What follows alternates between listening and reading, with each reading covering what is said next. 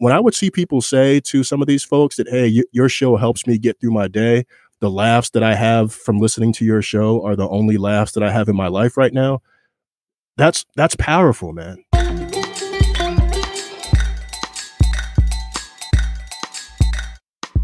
Podcast Junkies, episode 191. Welcome back. I'm your host, Harry Duran. A little bit of jazzy music playing in the background, something different.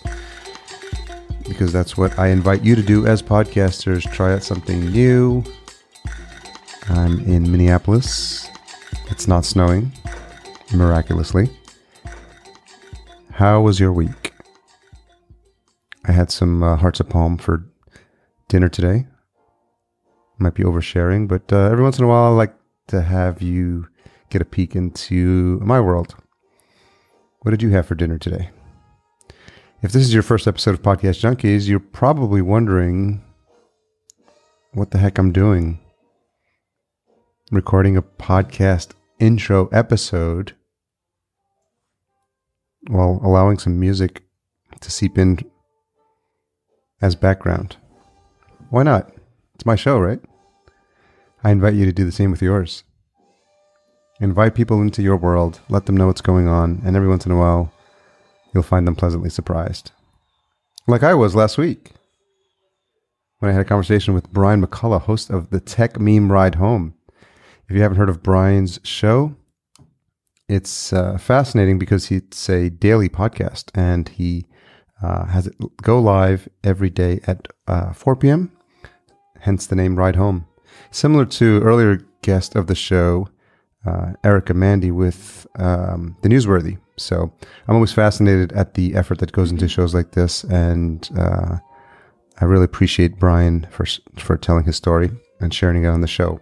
This week, another friend of the show and friend of mine, Rich Jones of Paychecks and Balances. Rich is awesome. We connected several times at several podcasting conferences, and I realized it was overdue to have him on the show. In this episode, we talk about how Rich came up with the Paychecks and Balances podcast, the importance of selecting the right person to be a co-host and how he met his, Marcus Garrett, the importance of having a mentor and a few that impacted Rich and his values. We tackle Imposter Syndrome and how Rich has built his network through podcasting. He talks about a podcast mastermind group that he's been a part of and that has a member in it that's been previously on Podcast Junkies. Rich actually grew up in Albany, New York, which I can relate to because I grew up in Yonkers. So we talk a little bit about that and the importance of values and goals. We actually share the fact that we both have been and continue to see a therapist, him a bit more than me, but that's another fascinating discussion. And then we talk about the importance and the impact that podcast can have on people and how that's affected his relationship with his family. So all in all, a fantastic and fascinating discussion with my friend Rich, who I hope to see again very soon at a podcasting conference near me or you. Full show notes available at podcastjunkies.com 191. This episode is also brought to you by Focusrite. Focusrite, specifically the Scarlett 2i2, is my go-to piece of gear. It's something that I actually travel with now all the time. I'm recording on it now. I've got the Shure SM7B piped into the Focusrite. I love the portability of it. I love the clean sound, and it's the perfect complement to this microphone specifically. As most people know, the SM7B is pretty gain hungry, so I like having the flexibility of having the mic here and the monitoring that I can do and having the controls at hand, which is very handy when you have a guest that may be lower or higher than you. And I'm a big proponent of monitoring your own sound when you're recording. So all good things that the Focusrite allows. Hope to run into Dan at the upcoming NAB conference again. And I recently got to hang out with him a little bit. Dan Hewley from Focusrite. Got to hang out at PodFest in Orlando, which was a blast. Stay tuned to the end of the episode where I reveal this week's retention hashtag. But for now, enjoy the jazzy background music for the next few seconds and my conversation with Rich Jones. Rich Jones, host of Paychecks and Balances. Thank you so much for showing up on Podcast Junkies. Thanks for having me on, man. Appreciate it. so many interesting ways that I meet podcasters, and we've crossed paths several times. And when you meet people in the space that have been doing it for around the same time, like you see them on stage or you see them give a talk and you're just like, oh, I got to get them on the show. And then we're like, and we pass each other in the hallway. But then finally, like we had the opportunity to spend a little bit of time together. And I think it was in Vegas for, NAB.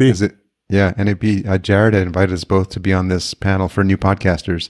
And it was great because we got to chat, and Erica Mandy was there, and Allison Melody was there. So it was a nice group of folks. It's funny because I literally sent Erica a question this morning about something.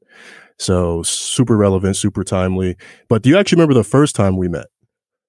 Was it a podcast movement? Yeah, so it was at Podcast Movement, but I actually saw you in the elevator and you had a bunch of Podcast Junkie shirts in your hand. And I was like, can I get one of those shirts? That's right. Hopefully I gave you. Yeah, you did. And I still wear it. It's still one of my go-to shirts on the weekends. I mean, I don't wear it to work because then it always creates additional conversations that I don't necessarily want to have about podcasting, where people want to tell me about all their favorite shows and get my thoughts, which I love doing. But when I'm trying to get to that next meeting, man, that shirt is definitely a target. It's a distraction, and it's a nice, non-blindingly yellow color, right? Yeah. Yeah, it definitely stands out. I definitely don't see too many folks walking around in yellow shirts unless they're Golden State Warriors fans or Lakers fans. Yeah. I always give credit to the idea I got from Michael O'Neill, because he had done something similar the year before, 2013, when he went to NAB, and he did something similar, and it's just been a staple. So I'm trying to replicate it. It gets a little pricey because I just pay for them out of pocket. And so I used to buy like 20 shirts and it was 50. Now I bought 100 last time and they went quick. Yeah, and that almost inspired us to get shirts. And then we were looking at the cost and we were like, who's going to carry these? And we put that idea on the back burner for now. So maybe this year at Podcast Movement, we'll have some branded Paychecks and Balances gear. The other thing that's interesting is I didn't really think about it, and I wish I could say I thought about this stuff ahead of time, but it's enough of a catchy name. So even though it's promoting the show, it also brands you as a podcast junkie. So and like you said, it's a conversation starter as well. So maybe for yourself, Paychecks and Balances, you can just, Lipson does a pretty good job at this as well, like hashtag podcaster or something like that. So you can kind of have something that people would be proud to wear that would show like what they're for, without actively saying Paychecks and Balances or like love my paycheck or something like that, Yeah, and those are the shirts where it gets tricky, where it's all about the branding of whoever's providing the t-shirts. And so even when I think about things that we could have on a shirt, I'm like, let's think of some quotes. Maybe let's think of some things that we always say on the podcast, or jokes that we always make, things that are related to the millennial generation. And maybe we do that instead, as opposed to just having someone plaster Paychecks and Balances across their chest. So yeah, Podcast Junkies it definitely has that crossover appeal. You could do woke paycheck. Yeah, there's a lot of different hashtags. We talk about being washed. And so if people aren't familiar with that, just this idea of getting older and not being able to do some of the things that you're used to, or falling asleep early. So we're like, what if we put washed in a t-shirt? But then we're like, well, maybe people don't want to walk around and broadcast that they can't do some of the same things that we're used to. But yeah, there's definitely a lot of ideas. It's interesting because that's a phrase that what I love about it is that it's sort of like inside, you have to be part of the crew to know it. And if you don't get it, it's just like, there's something about like when you're part of a crew and you're proud that like people see it and they're just like, they don't get it, but then so they keep walking. But the people that do get it, they'd be like, oh yeah, I know what that is. Yeah, and that's part of what I think about. And even with a quote or something like that, that could also be a conversation starter. Like, oh, what's that shirt mean? Oh, where'd you get that from? Oh, you need to check out this podcast. So there's a lot of different ways to do it. But I also want to make sure that we're inclusive in a way as well. But there's nothing wrong with inside jokes from time to time. So let's rewind the clock back a bit. How many ideas had you gone through before you decided on Paychecks and Balances? Man, so it's crazy. So it's hard to give a short answer to this because previously we had a podcast called Two Guys, One Show, which was supposed to be what Paychecks and Balances is today. But we also talked about relationships, pop culture, and everything else. And we got to a point where we just said, man, everyone's saying we need to niche down. Let's niche down. And it was actually while I was driving, I had one of those moments where I was just thinking of all of these various ideas, and Paychecks and Balances came to mind because I was thinking of something that would be catchy. It would kind of be a play on words. And when I came across that, it's probably the first time that I ever pulled off the road to write an idea down. And there were probably a few ideas that me and Marcus, my co-host, exchanged via Slack, but I'd say when I came across that one, and it's like those ideas where you don't communicate them to anyone else, but you have them going on in your head. And so when I came across that one, I pulled over and I was like, that's it. That's got to be the brand going forward. It gets into the work side of things with Paychecks, given that I've been working in HR for over a decade, and Balances, given that Marcus got out of a huge chunk of debt and I've gotten out of debt as well. So it's kind of like I'm the Paychecks of the show and Marcus is the Balances. So it ends up making complete sense. And people have loved it ever since. We do get a lot of positive feedback about the name. It's interesting that you just heard a couple of things in there that you said you were on a Slack group. So this is already you and Marcus were already partnering on something before. Like, why did you have a Slack group? Well, we created a Slack group specifically to have a work stream around the podcast. But Marcus and I, we go back to like 2010, man, before we even got into podcasting. So we started the first show in November 2013. But what a lot of people don't know is that we both used to write for a relationship blog. So I had a site that I ran that was all about the male perspective on dating and relationships. Marcus was one of the writers, brought him on board. He was super dependable, super witty. The audience loved him. And so when I thought about starting a podcast, I thought about the people that were most dependable, the people that I would jive well with. And I said, yo, bro, you want to start this podcast? And he was like, sure. So we've been working together for years, but we didn't really start using Slack until probably we were a year into the first podcast. And we've had varying people who've been on the team who've come in and out over time. And we've always used that as the one place to be able to communicate with each other throughout the week. And it's also a big part of how Marcus and I communicate with each other while we have a guest on the podcast. And we'll often have guests say, how do you guys do this? You're not in the same place. And it's like, oh no, we're talking. You just can't see it. I love Slack. I mean, we use it for clients when we do shows. I'm looking at it now. I've probably got 6 or 7 groups. They're not all active, but I think it's amazing that technology has been around for years, but somehow they're able to perfect it in terms of like the user experience, in terms of like the functionality and how they make it fun. It's top of mind for me because speaking of Eric Mandy, tying this all back together, I was listening to the Newsworthy this morning, and one of the story items is Slack is getting ready to go public, which is like some crazy $7 billion like IPO. It's crazy. So it's important. And I'm wondering if you can talk about the importance of selecting the right person as a co-host. Wow. So I think one thing that's important is values alignment and that we care about the same things. And there was a point with the relationship blog where I said, I like talking about this, but I don't love talking about this. And if I'm going to be putting this much time into something, I need to love what I'm talking about. And I think this is where a lot of people often miss a major opportunity, and it needs to be an experience that I'm thinking about every day. And so I knew that Marcus was feeling a very similar way. I knew that he was paying off debt. I knew that he was also thinking about things on the professional side of things. And so once we started talking about that, it was clear that we wanted to talk about similar topics. And a really big thing is that we both enjoy helping people and teaching people. And so we were aligned there. And so that values alignment is definitely key, but also understanding how somebody else works. And he's someone who's pretty quick. He's very good about deadlines. He's very quick to respond whenever something is needed of him. And so beyond just being good friends, because someone could be a great friend, and I think we probably all have people who are really good friends, but they're late to things. If they say they need something from you, that it's going to be a while before you get it back. And with podcasting, there's really no space for that, especially when you're trying to establish a routine and you're trying to establish a schedule, and you get to a point where you have an audience who's really looking for you to release that episode at that same time every week, or whatever your release cadence is. So there's the values alignment, there's how that person works in terms of how they get things done.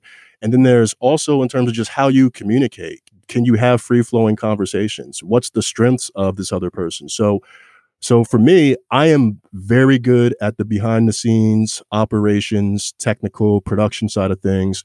Marcus is very good about pulling facts, stories, and interweaving jokes. And I tell some jokes as well. And so part of what we realized early on is that there are both areas where we have strengths, and there are both areas where maybe they're a weakness, or there are areas that we don't care as much about overall. So part of what really worked for us was figuring out, hey, who's going to be the lead on the production? Who's going to be the lead maybe for anything that needs to go on the blog? Who's going to be in charge of putting together the show documents and show notes? And we actually go back and forth with who will be the main driver for each episode. So there are some conversations where maybe he has a better relationship with the guest, and so he'll be the person driving that relationship. Or there'll be other episodes where maybe I know the person better, or I met them at a different conference. And since I have that previous relationship, I take lead and he'll go into a support role. So a lot of this is also the result of time. And we've definitely had some difficult conversations along the way about how things are done, but that trust was there. And we were on the same page initially, which made a lot of those difficult conversations that came up later on, especially as we started to look more like a business. It made those conversations a lot easier. Yeah, it's so important. It's interesting that you gave some thought and you had a previous working relationship with him. And so it's just a reminder that if you are going to go into something that you think is going to be long-term, like a podcast, and you're thinking about who to select as a co-host, like think about whether you have or have not had tough conversations with that person previously, because they're going to come. And especially if your show gets popular like yours has, and you're going to be talking about business stuff. And if you can't be with a person that you can have those conversations with, I get the sense that you're going to run into problems down the road.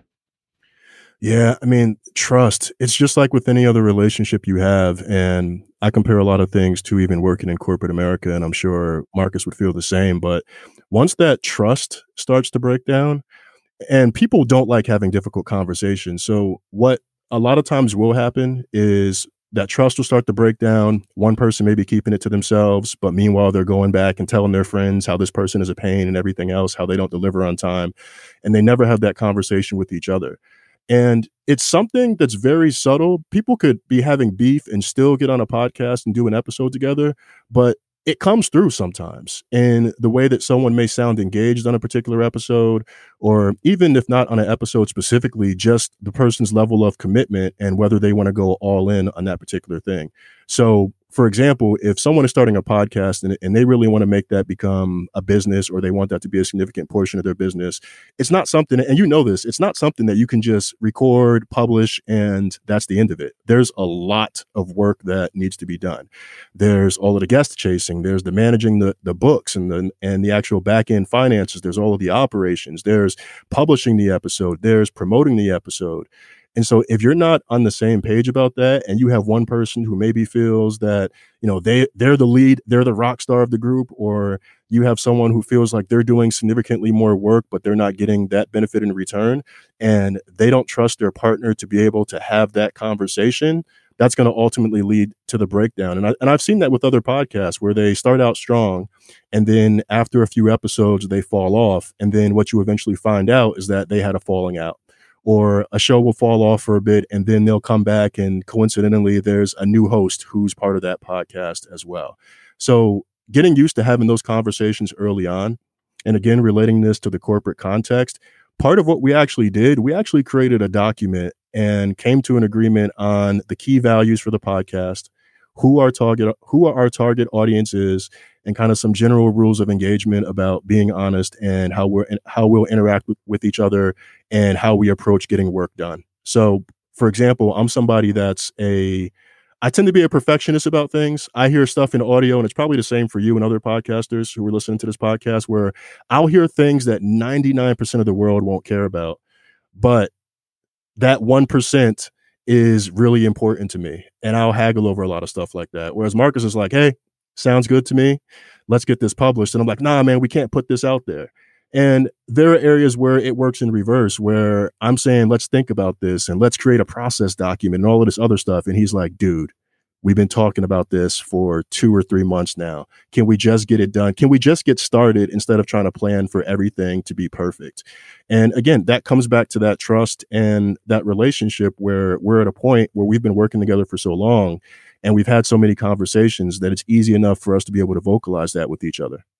It's interesting because what I've heard already is a common thread. You talked about this idea of connecting with people whose values you align with. You're talking about this document, which is amazing, this key values.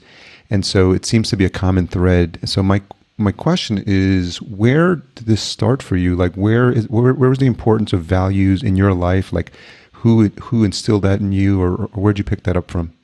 You know, it's something that I probably really started thinking about over the past few years. I'd previously had a mentor. His name is Paul Carrick Brunson, really big out there in the video space. He had a show that was backed by Oprah. And one thing that he always talked about was the importance of values alignment. And initially for him, he came from the relationship and dating space as well. So it was something that I thought about more specifically in terms of relationships. But I ended up extrapolating that and thinking about how I can apply that within podcasting specifically, given that I'm working with someone else and at this point working with multiple people. And I've realized throughout life and throughout my online journey, I've made a lot of pivots. I've started sites on different topics.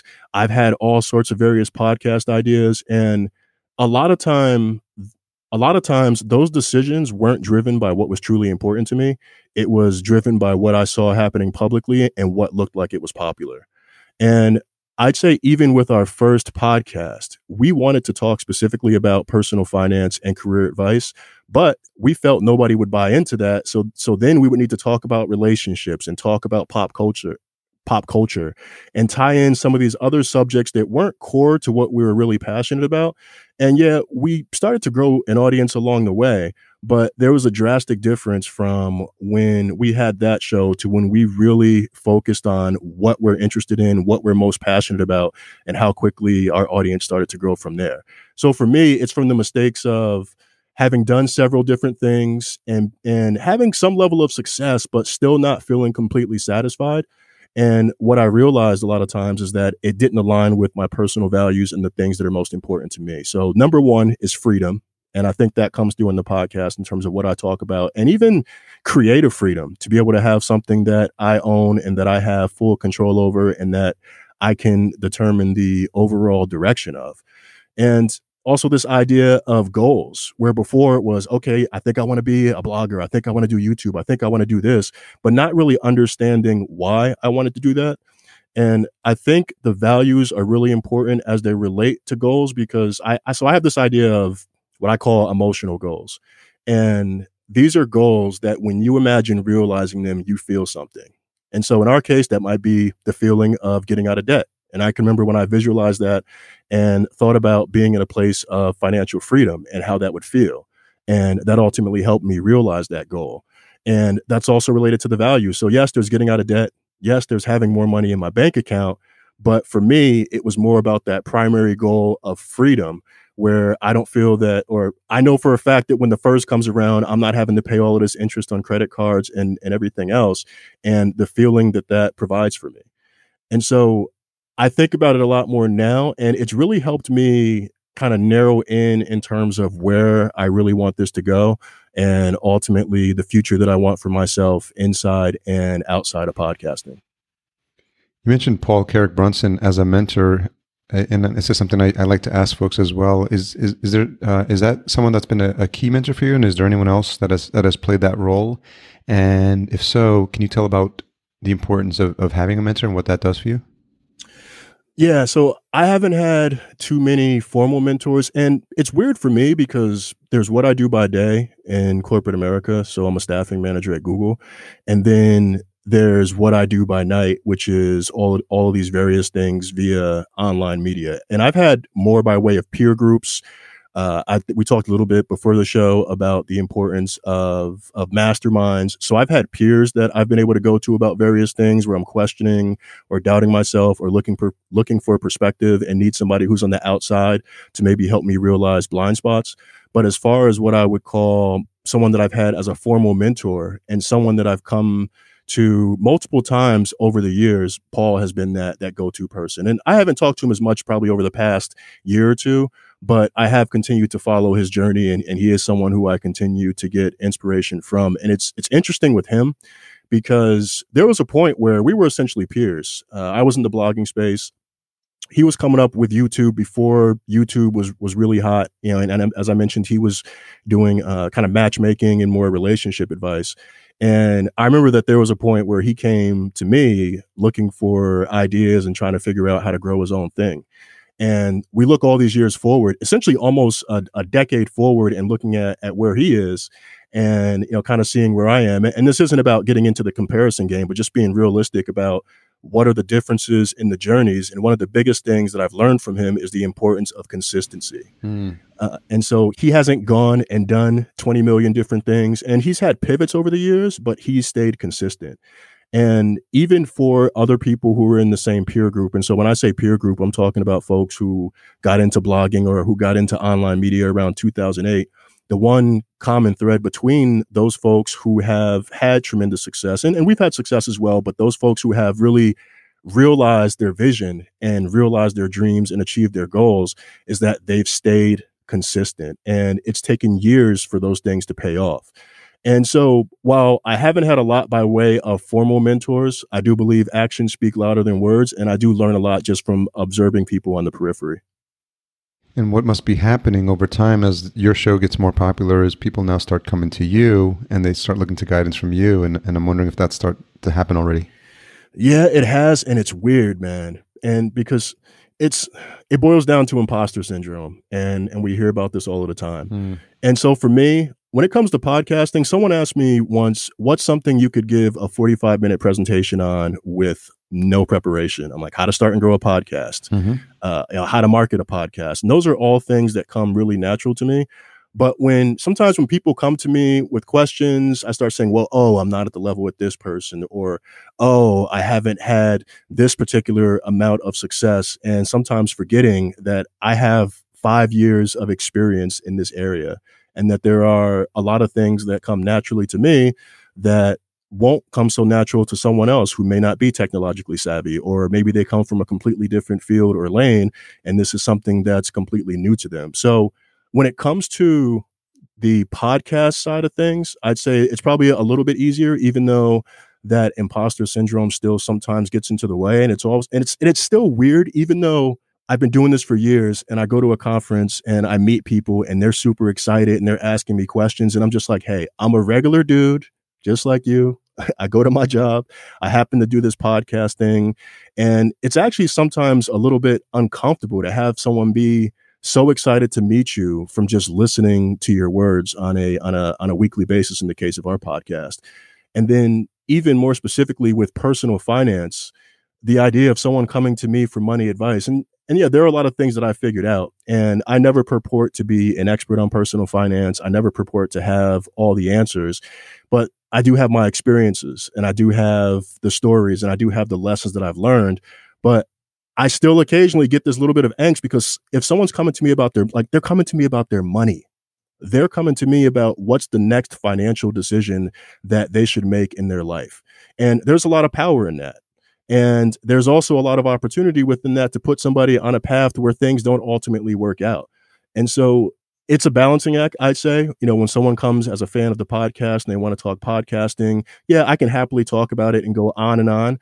But then when it comes to more of the money stuff, I am a bit more discerning in terms of what I tell people. And I'm very upfront in terms of, if I don't have the answer, I'm going to tell you I don't have the answer, versus trying to just talk my way through it. And I'll happily find who's the best person to speak to them about that particular issue. But it's hard, man. It's exciting to have people who trust and believe in you, who you've never seen and you've never met, but they're following you and listening to your voice every week, man. The other thing that's interesting in this space, specifically with personal finances, is podcasting is already its niche, but then personal finance, podcasting and blogging is now its own industry, like FinCon, right? Is a whole nother conference. So I'm wondering now, as you've gotten further into that niche of like the Venn diagram of the podcasting and the personal finance, you've now met this whole other world of folks that do this as well. Yeah, I have. And I actually found out about FinCon while at Podcast Movement. I had bumped into someone on the elevator, and I forget how we got into a conversation, and they told me that there was a FinCon meetup happening somewhere outside of the conference. I ended up going to that, had a great time, and then found myself at the FinCon conference later that year, which was also, and so this was, I want to say 2016. And so I'd mentioned that Marcus and I had been working together since probably 2010. FinCon 2016 was the first time that we ever met in person. Oh, wow. Yeah. So 6 years working together, having this great on-air chemistry. And it took a conference for us to ultimately get together for the first time. But yeah, seeing seeing the difference in the worlds. And at this point, there's a lot of overlap. I see so many people at Podcast Movement who are also at FinCon and vice versa. And I think for myself, it's interesting because I'm podcasting about personal finance and professional development, but I could also be podcasting on a range of other topics. And sometimes people ask, why personal finance? And I talk about the importance of it in my life and the challenges that I've had with managing money and the lessons that I've learned along the way. But at the core of it all, I really love podcasting. I love the intimacy of the medium. I love the production aspect of things, even though we have offloaded production to an external producer. And I love all of these relationships that I've been able to build where, I can go to Podcast Movement, or I can go to FinCon now. And regardless of which conference I'm at, I'm going to see people from one space, the other space, or from both spaces. So I'm definitely feeling that Venn diagram effect. The other thing that's interesting is when you start to go into this world, you create a whole new group of friends that you never had before. And, for people, they build a lot of their friendships in high school and college and even in their corporate jobs, which I did as well. But then I discovered this whole new family. And so I'm sure that's happened for you. And you've started to build relationships with people that you didn't know existed, to your point, like 3 or 4 years ago. Yeah. And so, for example, I ended up in a mastermind group with a longtime friend and then a couple of other folks from the Podcast Movement community. So we talked about Stephen Hart, who you had on a recent episode of the show. And honestly, man, a lot of the growth that we've experienced is a result of going to these conferences and making these connections. And so, for example, we've had our show featured on the homepage of Apple Podcast. We've had category features. And I don't know if some of this happens if we don't go to these conferences, we don't meet these people. And a lot of times with these curated lists on these various websites, on these various platforms, they're going to someone else and saying, hey, who do you know who would be good for this?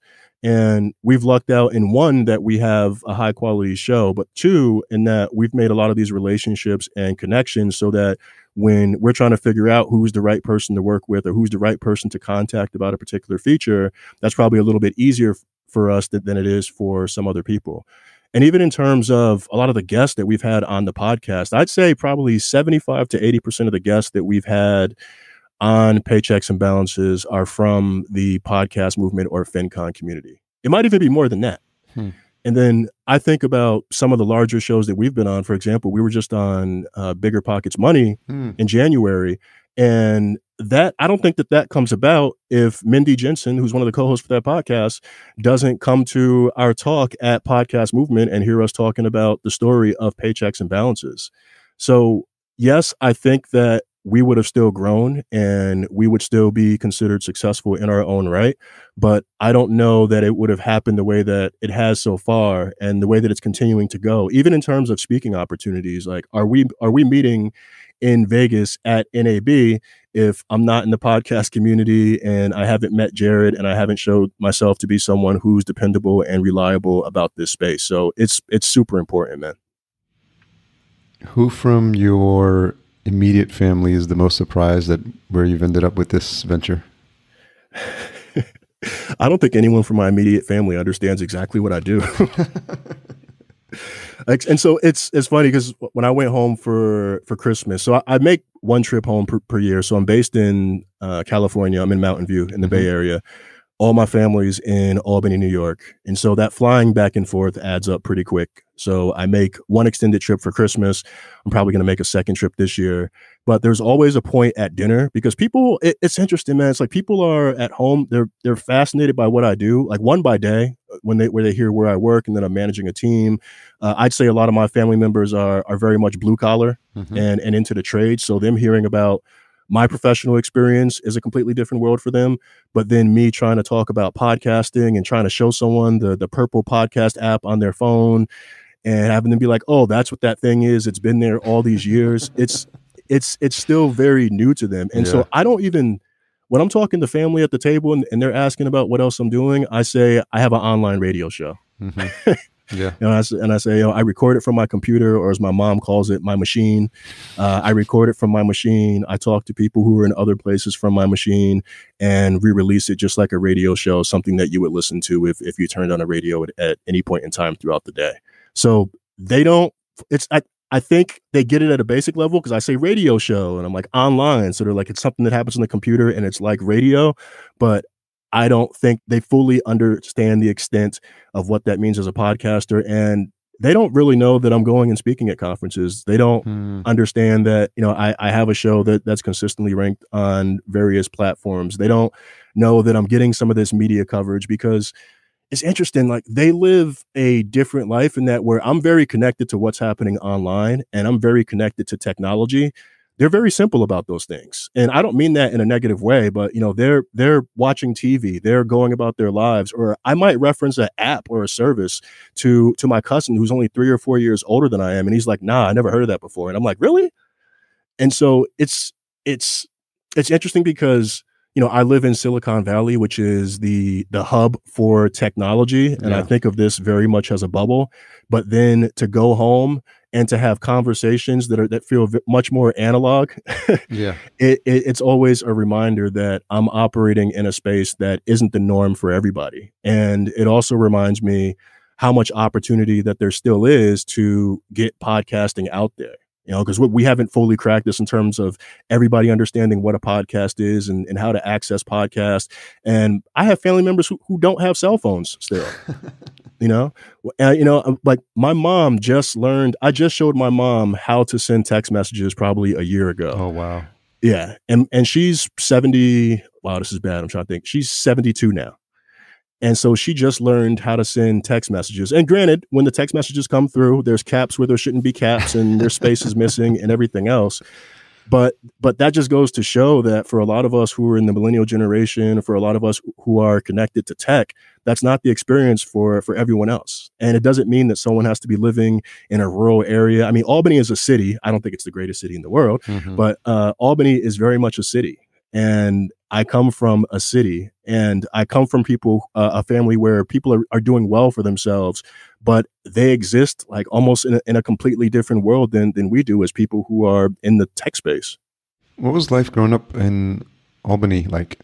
Man, looking back, it was pretty boring, but at the time it was pretty exciting. Yeah, it was interesting for me, man. And it's almost a whole different conversation. And then I think of the experience that I had growing up versus where I am today. So went to a public elementary school and I was in one of those weird spots where I wasn't wealthy. I wasn't poor, but I lived adjacent to projects where there were people who were definitely struggling and coming from difficult situations. I was fortunate enough to come from a 2-parent home. And so there was kind of this weirdness where I was one of them. And by that, a lot of the neighborhood was African-American. I'd say that there was some diversity in the overall mix of the neighborhood, but most of the folks who went to my school were African-American. And so there was always this like weird, do I fit in? Do I not fit in? That kind of happened. And, and even things like, oh, the way that you talk, you speak proper, you sound like you talk like a white person and like, well, what does that mean? And it's almost like the struggle of identity within a group that you think should identify with you, but then not everybody within that group does. But then you're interacting with other groups and they don't necessarily identify with you either. And so you kind of find yourself in this like weird spot where it's like, where exactly do I fit? And so in some ways I did struggle with identity and I did try to be a chameleon growing up and kind of adapting to whatever circle of friends or whatever group that I was trying to fit into. Middle school, went to a Catholic middle school, first experience wearing a uniform, but very similar thing. Primarily, it was a good mix, but a number of African-American students there as well. And I think I started to find myself a little bit more. And man, I was a bad kid. Like I was the person who would break windows. I was the person I was bad. I was the person who, when the teacher turned around to write on the I say whiteboard, but back then it was actually chalkboard. Yeah. When the teacher turned around to write on the chalkboard, I'd be standing up on my chair. I'd be making sound effects. But the good thing is that I was also a really good student. And so while I was bad, I was also the person getting A's in classes.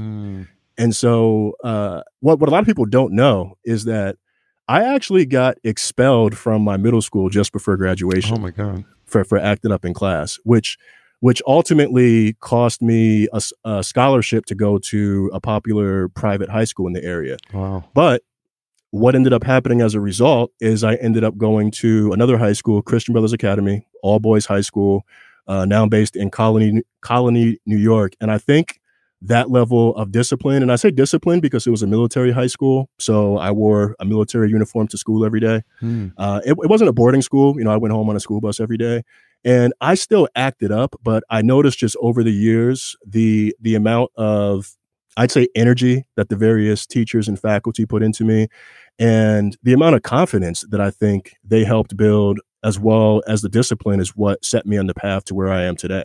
So me getting expelled from middle school and me not getting that scholarship to the other private high school, I ultimately think that was the best possible thing that could have happened to me. Because if I don't end up going to this other high school and get out of my comfort zone, then I would have ended up at the other private school. And there's nothing wrong with that other school, but it would have been a lot of the people that I had been interacting with already, and I would have been really in a comfort zone. And I probably would have been a lot more distracted because I still hung out with some of those people outside of school. But when I look at the paths that a lot of those folks went down, it's a very different path from where I am today. And, I think if I don't go to this private military high school, there's a good chance I don't end up going to Cornell University for college. And then there's a good chance that maybe, and so here's the thing, I do think one way or another, I'd be successful, but I don't know that it would look the way that it looks today. And so, then maybe I don't get that first job out of school that gives me the set of experience that tells me that I want to do something else. Or maybe I don't start developing some of these other skills that allow me to be able to do things like podcasting and blogging and website operations and personal branding. So while I've had some unfortunate things that have happened in terms of my experience growing up, I also think that some of those things are what put me in a position to be where I am today. Even not having a lot of conversations about money growing up. I saw my parents pay bills on time. I also knew that they carried credit card balances. And so to me, that was something that I did when I got out of school. I was one of those people who got who would go to the student loan office and get a refund check just to have money to spend, not knowing that was money that I would have to pay off later on after graduation. And those are all things that have become part of the story.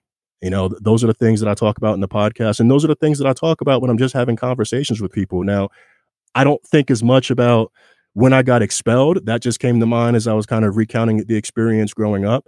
And, I'm not going to say that it was all struggle every day. I made friends. And even though I may have had that struggle where, like, do I fit in? Do I not fit in? And I experienced some of that in college. I think the one thing that came through is that there were a lot of people who looked at me as a leader, and a lot of people who saw my potential and who could imagine some of the various things that I could potentially do in life, whether that's in the professional field or whether that's, in podcasting or blogging. I mean, I had people tell me like, dude, you always come up with these funny AOL instant messenger. You remember that? You remember AIM? Dating yourself with that one. Yeah. And I'd have people tell me you would always come up with these funny and witty away messages. I was just waiting for you to become a writer. I was waiting for you to start doing commentary. So it's been a crazy journey, but ultimately it's worked out and there's still a long way to go. I realized that was a whole long-winded answer, but I started getting fired up there. No, it's interesting because I think it resonates for people when you talk about a time and a place that is like your childhood or your growing up. Like sometimes you just have to like put someone in that position, or there's something that happens. Like if you smell something from your childhood, like a food or something like that. I remember someone asking a question like, what's the earliest smell you can remember? Right. And I was like, I don't know, like a Crayola crayon or something like that. Man, you just brought back a somewhat painful but funny memory. So for me, and this wasn't childhood, this was in high school. And I mean, I'm an adult now. No one's coming for me. But the smell of gin. Gin. Because I went to a high school party, got drunk. I had drank a lot of gin, And for years, even to this day, when I smell gin, I'm like, ugh, it reminds me of the smell of grass. And then my immediate next thought is that experience that I had in high school and like how terrible that was with like throwing up and everything else and people being like, dude, what are you doing? And so, I mean, that's probably not the earliest smell that I can think of. Actually, I would probably have to think about that, but that's one that's from my formative years that when I smell gin, I'm like, oh man, what was I doing back? I mean, and I was probably doing things that a lot of high school kids did, but man, what a bad night that was. I remember like actually going home that night and instead of using my key to try to open the door and sneak in, I was using a penny from my pocket. And I probably spent like 10 minutes doing this. Like, man. Oh my God. The power of smells. It's like a time machine. It totally transports you instantly to that moment. And what's interesting about it is like the feeling that what you felt in that moment, you like start feeling it like in your body now in the present moment. It's just so powerful. It's crazy how that happens. Yeah. And I'm sure there's probably sounds, there's jingles, I mean, I'm sure there's probably other things. Oh yeah. Fragrances, commercials yeah. on TV. Yeah, little subtle things, a hat or a shirt someone is wearing. Yep. Or somebody will say something. One thing, and it's not so much as an early memory, but a lot of times somebody will say a few words, and they won't be singing a song, but they'll say like 2 or 3 words in a casual conversation, and that immediately to me connects to a song. And then I'll finish the sentence or I'll start going in the song lyrics, and it's like, how are you turning everything I say into a song? And it's just for me, like there are certain words that trigger like these things from my past, you know, these songs growing up, these experiences that I had growing up, you know? It's interesting because I grew up DJing, so I would play. I mean, I grew up like spinning like old school hip hop. So when the song comes on in a bar, I literally start singing the lyrics for like, you know, here we go, like Scenario from Tribe Called Quest, like the whole, like literally every single word, and people are just like, why do you know like that? And I'm like, because first of all, probably spun it like hundreds of times, but it's part of me growing up, and just like when it would come on, we would all like sing the words and stuff like that. So just stuff like that happens all the time.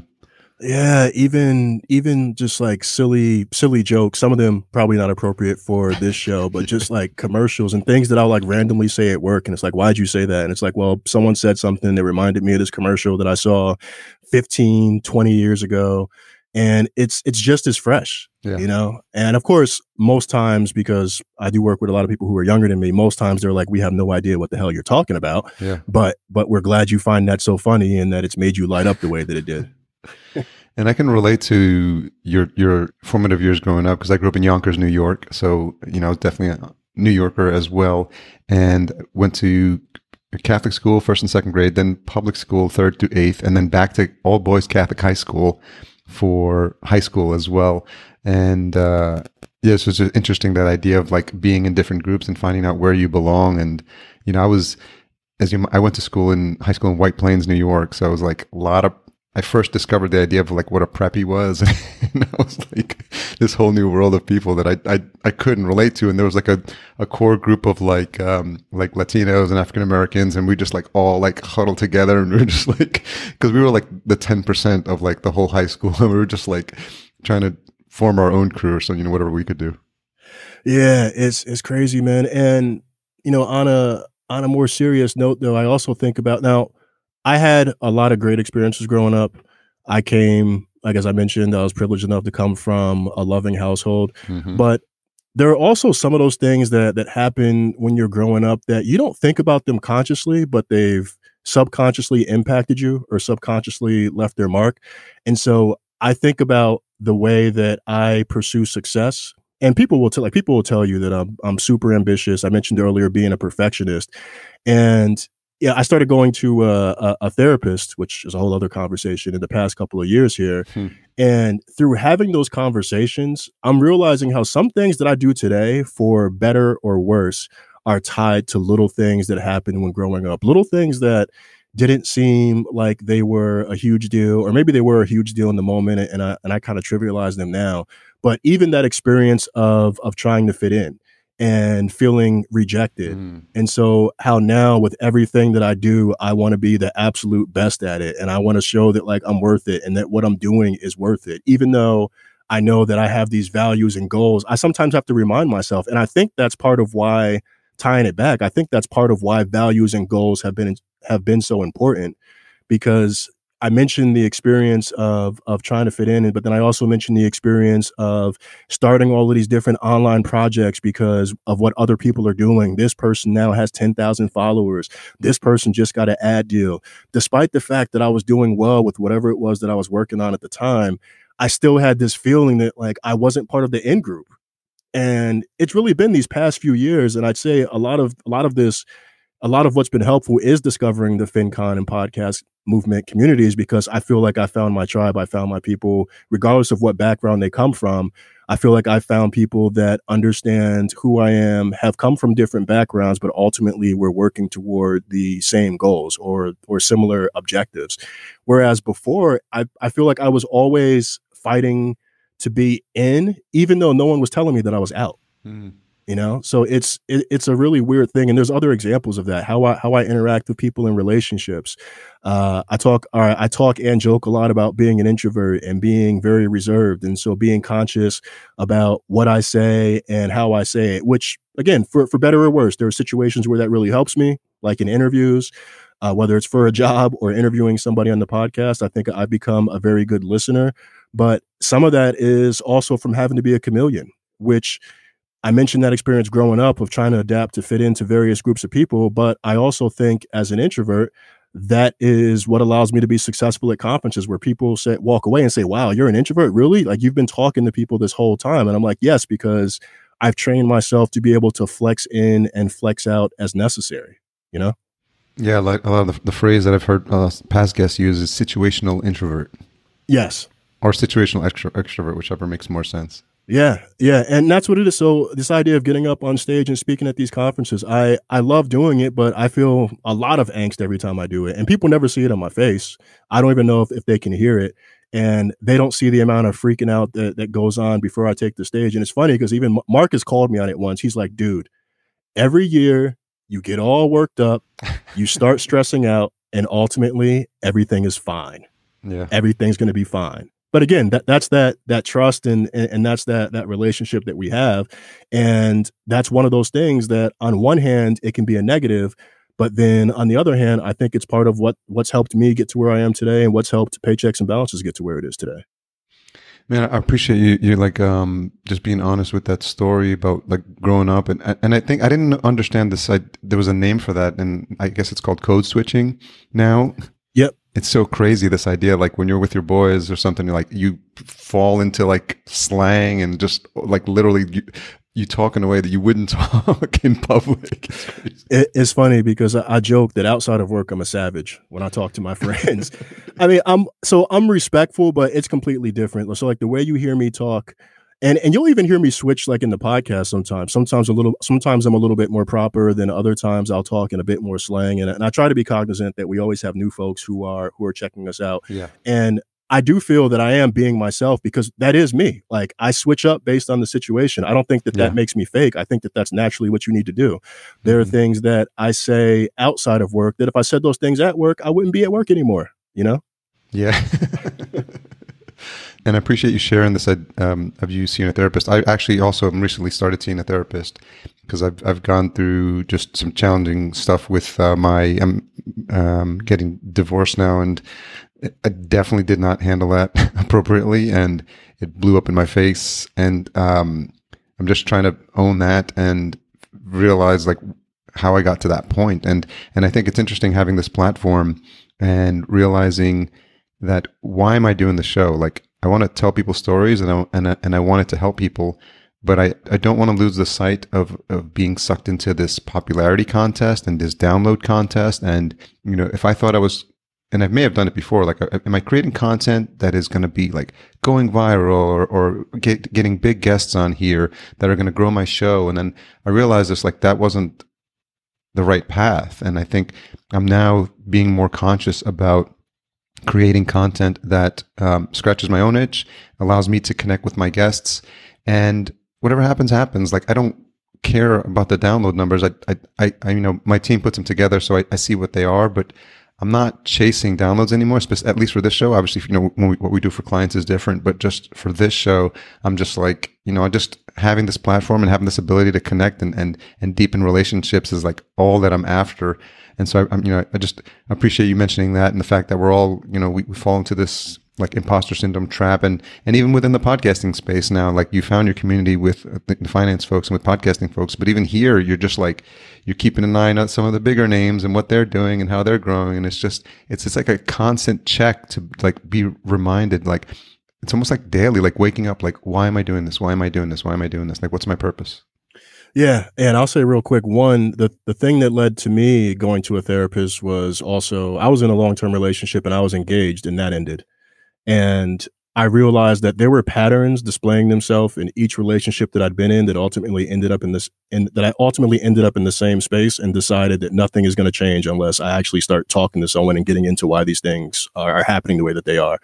But related to what you were just saying, my last session was all about podcasting. I initially went in to talk about relationship stuff, and I'd been going through like this frustration about, where we are, and, I've been doing this all of this time, and other people come into the space and someone immediately puts them on. And so they're getting to the same level and half the time and this, that, and the third.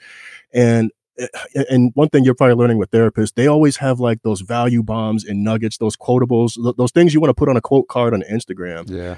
And she reminded me of the importance of gratitude, and taking the time to look at what I've built and what Marcus and I have built overall, and to look at where I am today, and to understand that for me, you, people who are listening to this podcast, like, we've done great work. We are in a great situation, and we have a great opportunity to be able to impact audiences with whatever it is that we're talking about. Even with pop culture and comedy, where that used to be a major frustration for me, that it would be as popular as it is, while business shows will sometimes languish and it's hard to get featured. But then when I would see people say to some of these folks that, hey, your show helps me get through my day, the laughs that I have from listening to your show are the only laughs that I have in my life right now. Wow. That's powerful, man.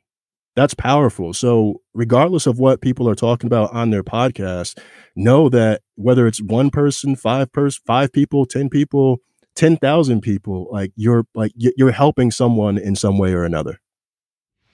Yes. Not that I've started to speak a little bit, people think about like how many people are in the audience, but I think I've always said set a goal that I just want to impact one person in the audience. Literally, that's it. I don't care if there's 10 people there or 100 or 1,000. If just one person says, hey, that thing resonated with me, or I really appreciate that you said that, then that's it. Mission accomplished. Like I did what I set out to do. Agreed, man. Agreed. I think that's a great way to think about it. And I hope others are thinking about it the same way. Because I even know when we look in like the podcast movement group, you see people say, I've released 4 episodes and I'm just not where I thought I would be. And I'm like, yeah, because you've only released 4 episodes. Yeah. It's funny.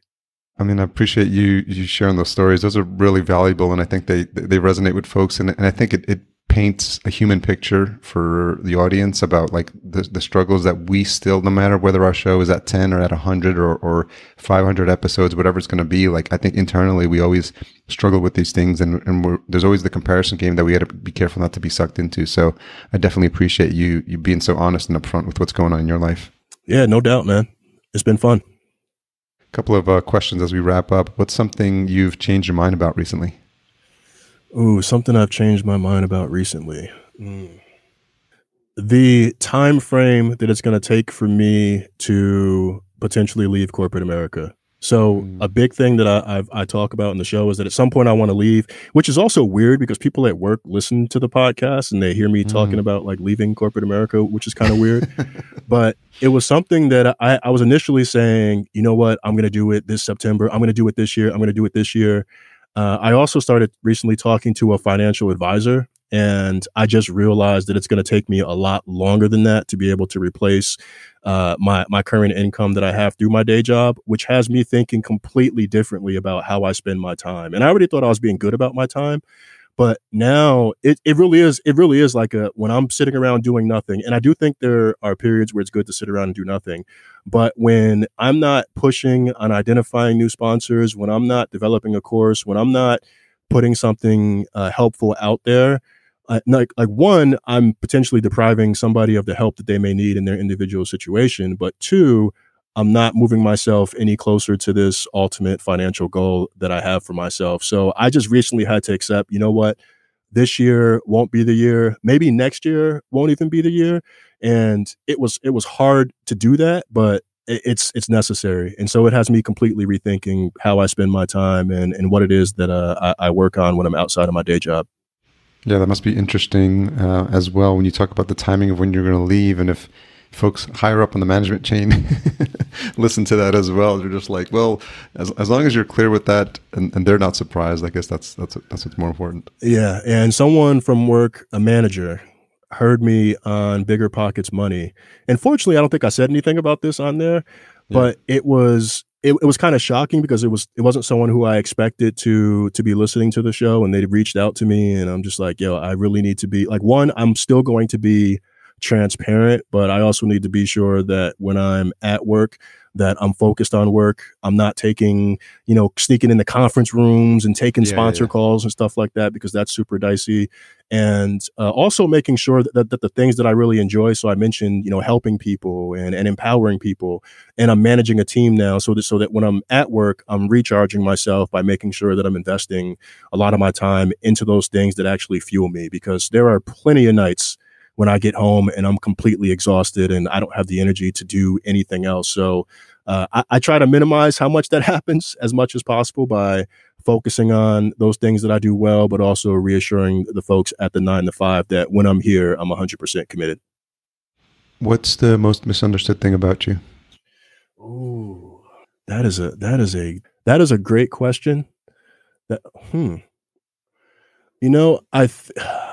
It's interesting because my answer to this question changes depending on where I'm at and who I'm with, which I guess figures based off of what we talked about how we change during situations. Yep. But I think people often, when I meet people, and I'd say, so let's go with outside of the podcast community and outside of FinCon. When I meet people, they often think that I'm a lot more serious and straight edged and buttoned up than I actually am. Yeah. And it is super, super frustrating. And I think it probably happens a little bit less now, because part of, as I get older, I'm starting to care less about what people think and just kind of saying what's on my mind. But I've had a lot of people come back weeks, months later and say, oh, wow, you're actually cooler than I thought you were going to be. Or, oh, wow, you're actually more laid back than I thought. And I'm like, what am I supposed to be doing? Am I supposed to just be telling jokes at all times of the day? Yeah. And that was even a frustration in the when I was a blogger for years, where there was something that was missing within my writing that painted this image of me that I was kind of more like stuck up and this and elitist and this, that, and the third, which really wasn't the case, which is actually part of why I moved to podcasting, because there was something that wasn't getting conveyed in written word that I thought and knew could get conveyed in audio through tone and through people just kind of getting a sense of what my actual personality is like. But to this day, there are situations where I meet new people and, and some feedback gets to me afterwards, or as I get to know people more, it comes out that they thought I was like this super straight edge, like not having fun. The only thing that I do is work type of person. And that's not really who I am at all. Mm-hmm. And so I'm focusing less energy on trying to change that misconception and putting more energy into just being who I am and just accepting that I'm also not going to be for everybody. Well, brother, thanks so much for sharing your story. This feels like it's a long time coming. And like I said, these are great opportunities for me to connect and learn more. A lot that I didn't know about you. And there's what I love about long form conversations is this ability to just let the conversation go. And, who knew asking you about Albany was going to trigger so much stuff for you and it brought out some really good stuff. Yeah, I mean, it probably also helps that I literally just went to my therapist, but but still, man, it's been a super fun time. And, a lot of the interviews that I do are focused on personal finance and professional development, which of course is what the podcast is about. So I appreciate having a forum and an opportunity to tell some of these stories that I haven't really gotten to tell anywhere else. So good brother, you definitely got the exclusive.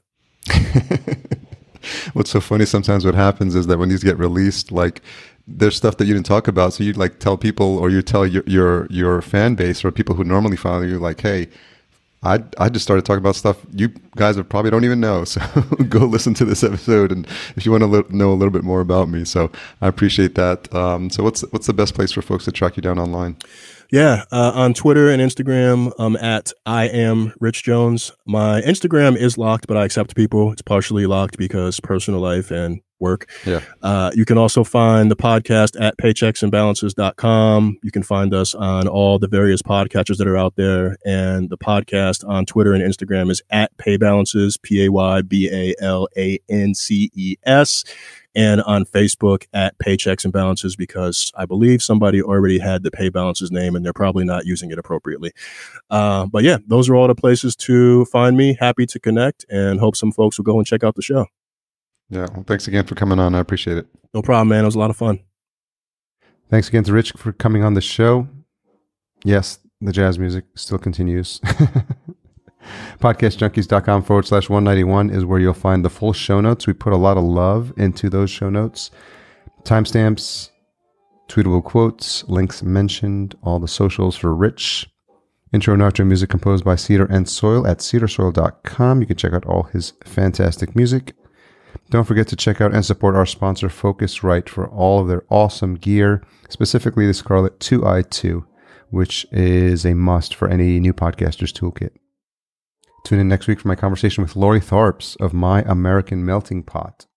If you've made it this far, then no doubt you're anxiously awaiting the retention hashtag. We're going to go with Rich Paychecks, hashtag Rich Paychecks, and you can tag us at podcast_junkies, and tag Rich at 2 Twitter accounts this time. One is Pay Balances, that's for the show, at Pay Balances, and you can tag Rich specifically at I am Rich Jones. I am Rich Jones, that's his Twitter handle. Tag us all in the retention hashtag fund. Thanks for all you do to support the show. We're going to talk next week, so make sure you join us and join me.